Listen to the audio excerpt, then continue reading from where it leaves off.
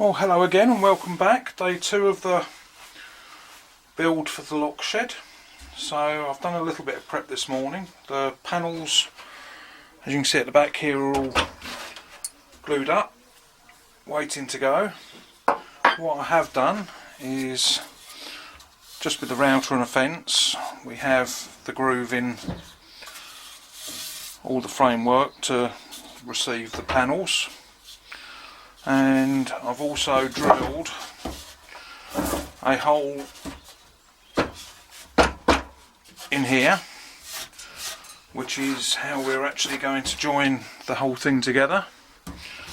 I've also turned some dowel out of oak, so we've got a nice strong dowel, and that's quite a nice snug fit in there.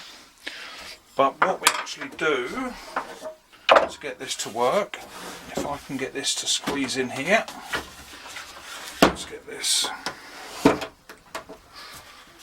So we've got a fairly nice tight fit there, but what we do is take the drill bit, and as you can see, this has got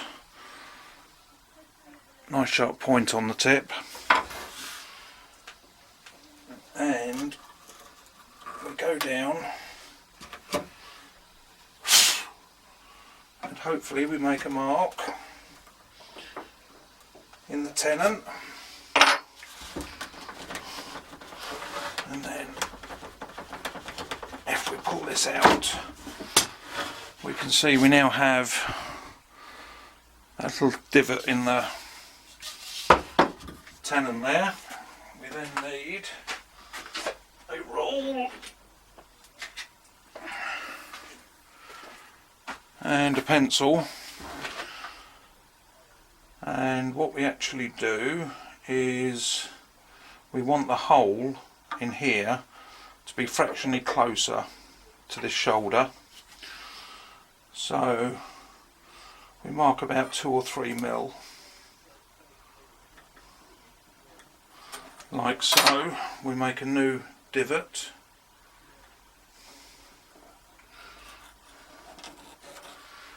there, and what that will do, with the hole being closer, is when we push that in, stick some glue on there. When we insert the dowel, it will actually pull that joint extremely tight, and we don't need any screws or anything. That will hold the whole thing together. So I'm going to get the rest of this prepared, get the holes drilled in the tenons, and then we're ready to assemble the door. Right, so that is the door all assembled now, with all the dowels in. So it just needs a little bit of sanding down and possibly a bit of finish on there. We zoom in, hopefully we can see where those oak dowels are. So we have one there. So that's what's holding the whole thing together, with some glue. There they are, but they should pop out nicely once we get a bit of finish on there as well. And nice rustic look, which is what I was after, seeing as it's going on the shed. So next thing is to get the bits done on the shed, and then we can hang it.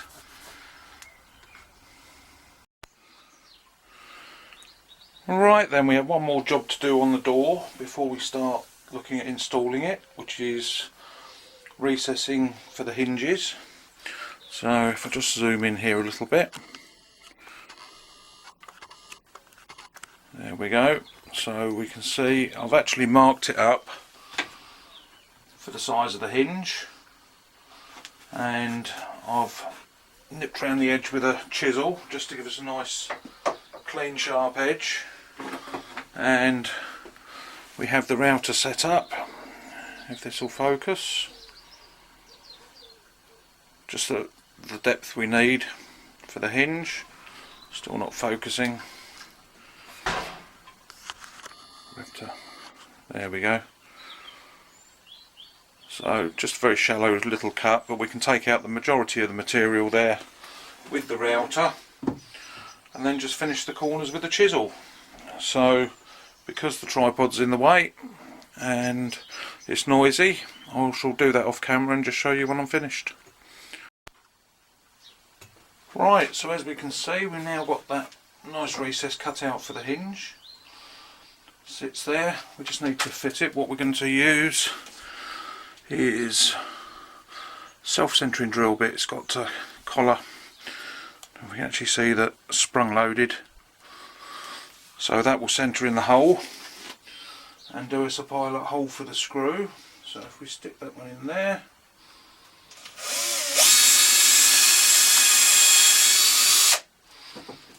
and then we have our first pilot hole.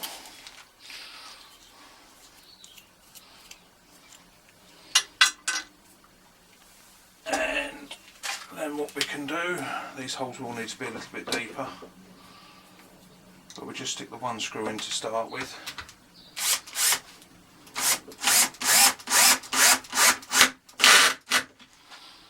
And then we can get that squared up and drill the other holes, and we know nothing's going to move.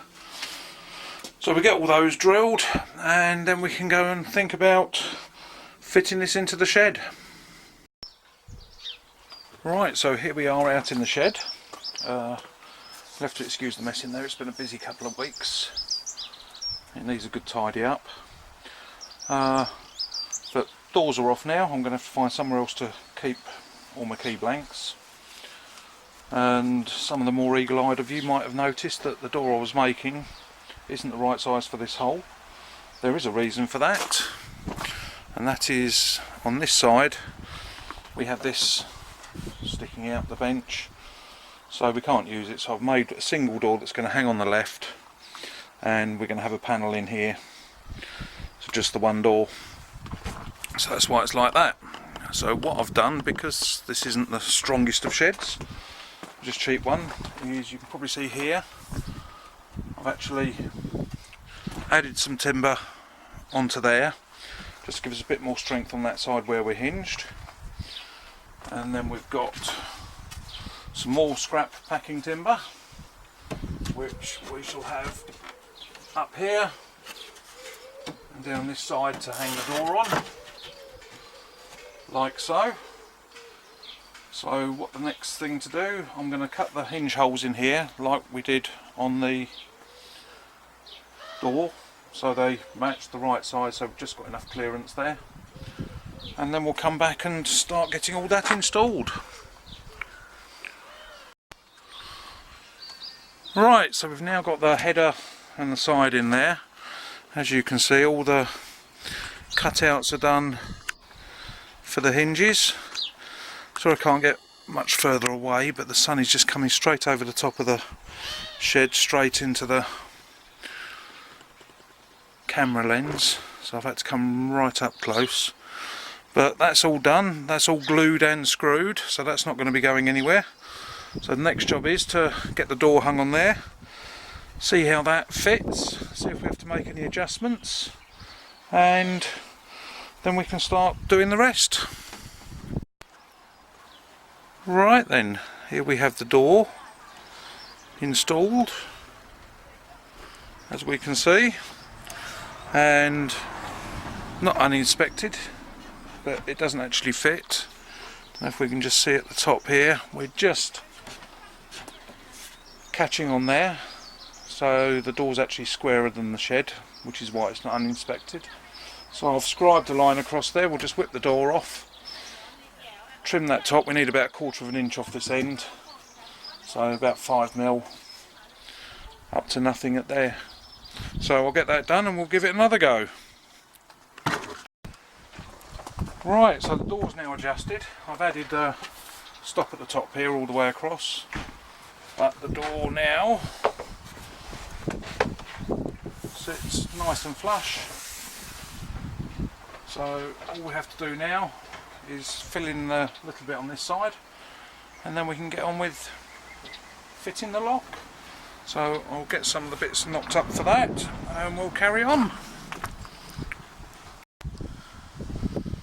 Alright, so here we go. We have the side panel all finished and the door in place.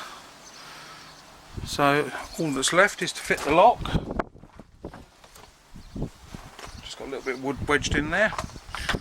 So what we're actually going to do, because the SB lock is designed to mount on an inward opening door, I've got that in picture, I've actually turned the bolt round, so that's going to mount on here, and then we'll have the lock on this side. So we need to make a little recess in the frame for that, drill the hole for this. So I shall get that done and then we'll come back. Well, there we are, done and dusted for now. Nice lock on there, and that's how it looks from the outside. I'm quite pleased with it. It needs a little bit of finish and a little bit of trim around the edge, but it's looking like it might start raining soon. You can probably hear the wind, but I'll just move this camera up a bit closer and we can have a good look at the lock and how it's working. So as you can see, we have the lock. Also made a knob for the door out of a bit of oak I had, but it does work quite nicely. So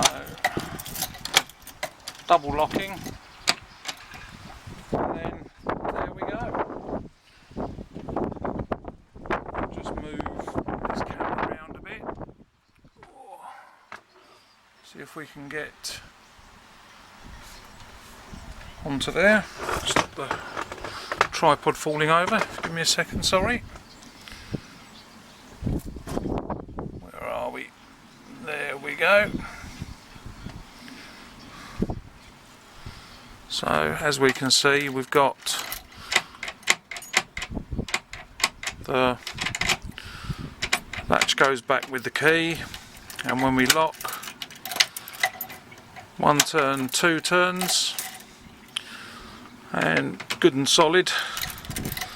So a couple of alterations I am going to make in the not too distant future. I'm probably going to lose that and get a handle with latch, use this purely as a deadbolt, because the chances of locking a key in there are too great because of the way it works. There's no other way in. And if we shut this up again, just move this over here and zoom out a bit. Sorry, wrong way. Need to do a little bit of tweaking and adjustment. Oh, where are we? We're all twisted and tilted. You can tell I'm not a professional cameraman, but even when it's locked,